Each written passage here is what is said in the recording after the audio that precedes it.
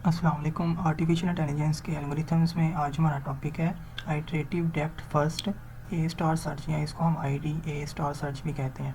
ये हमारे पास ए स्टार और जो हमारा पास होता है ना डेप्थ फर्स्ट सर्च, उसका कम्बिनेशन है।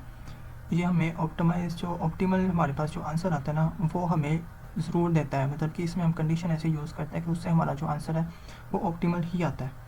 तो इसमें हमारे पास की पॉइंट्स आते हैं कि ए सर्च की हम इम्प्रूवमेंट करते हैं, IDA की तरह हम ना इसमें ह्यूरिस्टिक फंक्शन का यूज़ करते हैं, जिससे हमारे पास जो मेमोरी की जो कंजप्शन होती है ना वो कम होती है।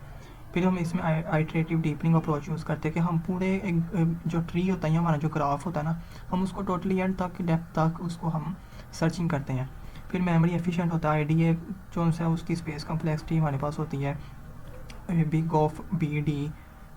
तो फिर हम उससे क्या कहते हैं, हमारी इससे जो मेमोरी की एफिशिएंसी होती है वो बढ़ती है काफ़ी। और हम इसमें कंडीशन यूज़ करते हैं जिसमें हम देखते हैं कि हमारे जो थ्रेश होल्ड होता है ना हमारे पास, अब इसको हम आगे समझेंगे कि हमारे पास जो प्रीवियस नोड की जो वैल्यू होती है ना वो अगले नोड की वैल्यू से बड़ी होनी चाहिए। तो हम इसको भी आगे समझते हैं एग्जांपल में। तो ये सारी चीज़ें इसके अंदर आ जाती हैं। पास एक एग्जांपल है जिसमें ये हमारे पास एक ट्री दिया गया सारा। इसमें हमें क्या करना है, हमने A से लेके X तक पहुंचना है, इसको यूज़ करते हुए आइटरेटिव डेप्थ फर्स्ट मेथड को यूज़ करते हुए। तो हमने सबसे पहले क्या करना है, हमारे जो सबसे पहले दो नोड्स थे उसमें हमने देखना है कि हमारे जो पहला सबसे पहला नोड था A, उसके हमारे पास जो फर्दर दो नोड्स थे B और C।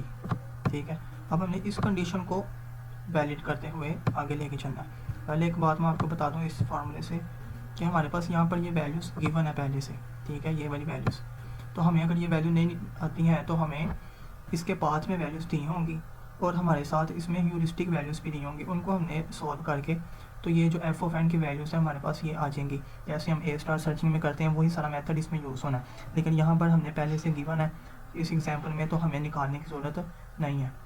तो हमने देखा कि सबसे पहले हमने A दिया और A के आगे हमारे पास कितने दो फर्दर नोड्स हैं B और C। अब B और C में हमने क्या देखना है कि उसकी जो हमारे पास ह्यूरिस्टिक वैल्यूज़ हैं वो हमने देखना है। हमारा ये वाला जो है A के ऊपर जो वैल्यू, ये हमारी थ्रेश होल्ड वैल्यू, और ये हमारे पास है f ऑफ n। अब इस कंडीशन को देखना है कि हमने हमारी जो थ्रेश होल्ड वैल्यू है वो बड़ी होनी चाहिए या बराबर होनी चाहिए f ऑफ n से। ठीक है, अब इसमें हमारे पास क्या सीन है कि ये जो हमारे पास थ्रेश होल्ड वैल्यू है ये छोटी है इन दोनों से। ठीक है, तो हम इसको क्या करेंगे, हम इन दोनों को क्या करते हैं, इसको हम इग्नोर तो नहीं करेंगे, लेकिन हम उससे फर्दर किसी एक वैल्यू को हम लेके उसका अब हम इसको थ्रेश होल्ड बना देंगे। अब मिसाल के तौर पर अगर ये इसके साथ वैलिड नहीं है तो हम इसको क्या करेंगे, B की जो वैल्यू है उसको हम थ्रेश होल्ड बना देंगे और फिर इससे फर्दर जो आगे जो नोट्स इसके निकलते हैं हम उसको देखेंगे।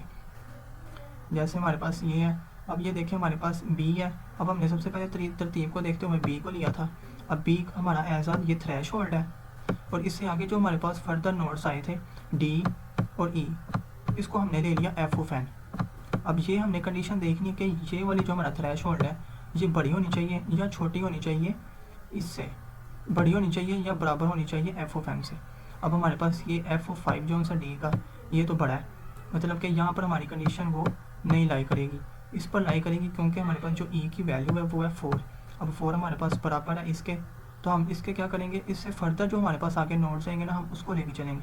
अब E के हमारे पास फर्दर आगे नोट्स क्या है, F और G। अब F और G की हमारे पास क्या वैल्यूज़ है, 8 और 7। अब हमने इसको जो हमारे पास E की जो वैल्यू थी अब हमने इसको थ्रेश होल्ड में रखना है और इन दोनों को हमने रख देना है f ऑफ n में, ये दोनों f ऑफ n होंगी। अब हमने देखना है कि थ्रेश होल्ड हमारा बड़ा होना चाहिए या बराबर होना चाहिए f ऑफ n से।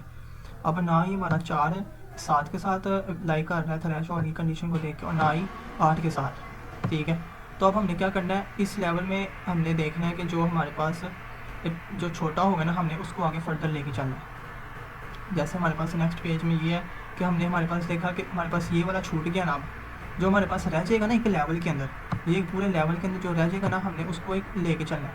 अब हमारे पास क्या था, C में भी हमने छोड़ा हुआ था, C को भी हमने ले लिया और D को भी ले लिया।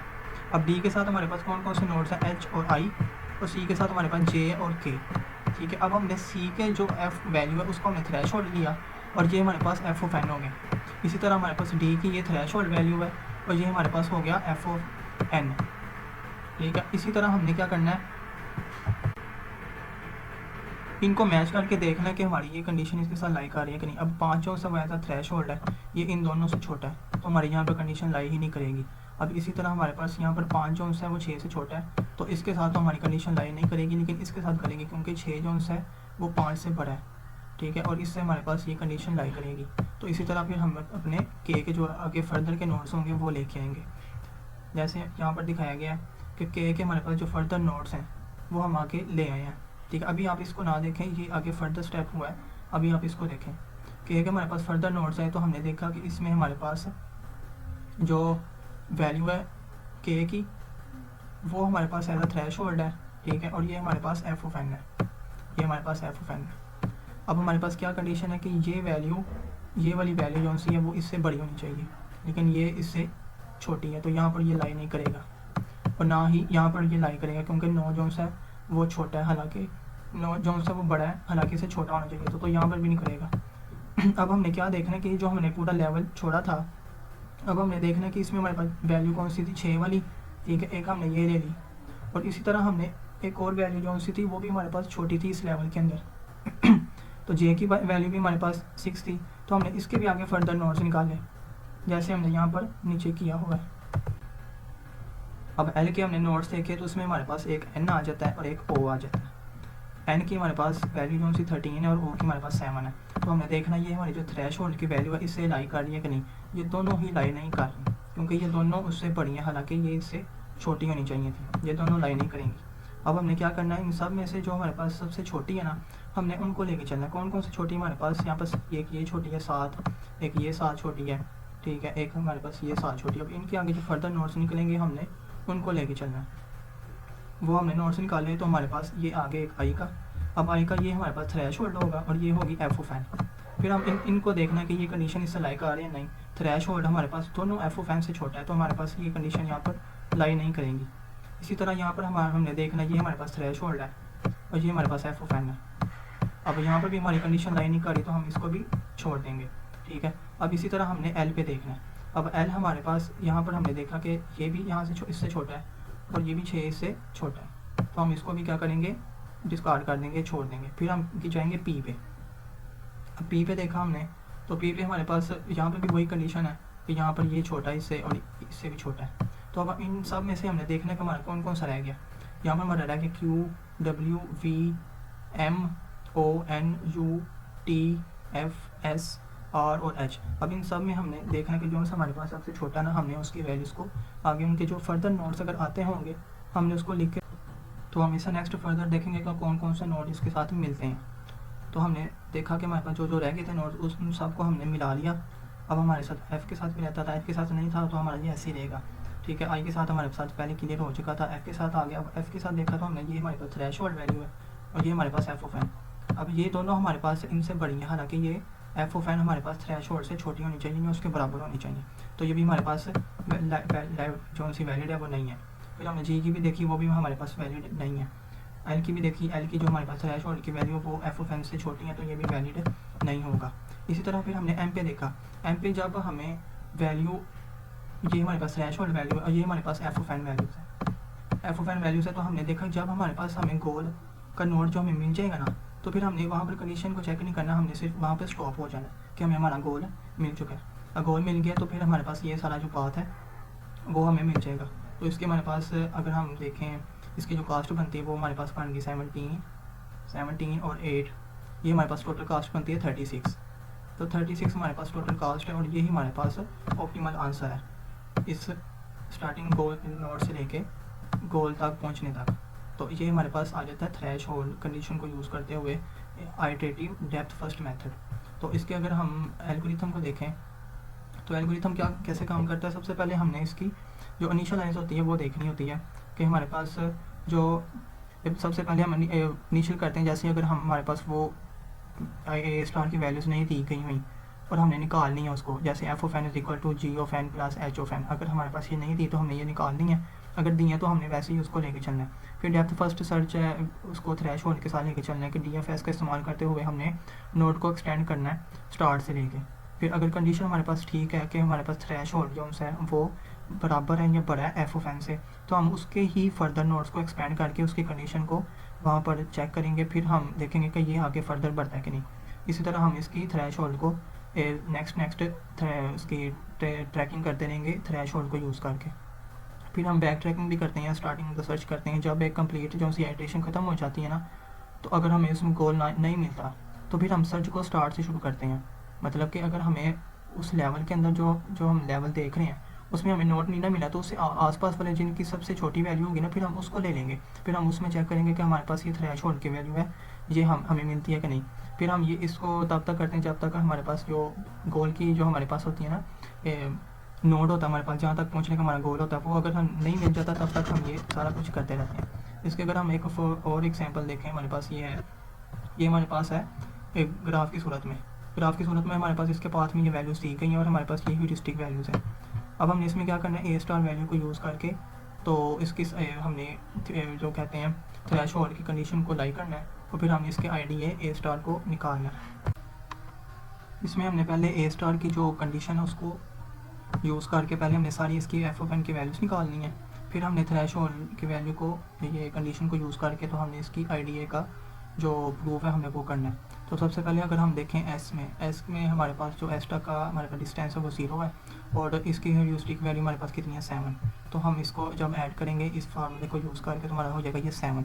ठीक है। इसी तरह हमने ए का देखा, ए में हमारे पास वैल्यू है ए एस से लेके ए तक की हमारे पास वैल्यू है कितनी 3, और यहाँ पर हमारे पास जो ए की यहाँ पर वैल्यू हमारे पास 6 है, तो यहाँ पर ये 9 हो गया। इसी तरह हमने सारे निकाले। फिर हमने ये भी देखा कि इसमें हमारे पास जो एक दूसरे के साथ अटैच है, हमने उसको भी लेके चलना है। अब एफ ऑफ डी जो है हमारे पास ए से अटैच है, बी से भी अटैच है और जी से भी अटैच है। तो हमने इन सब को अलग अलग से हमने सॉल्व भी करना है।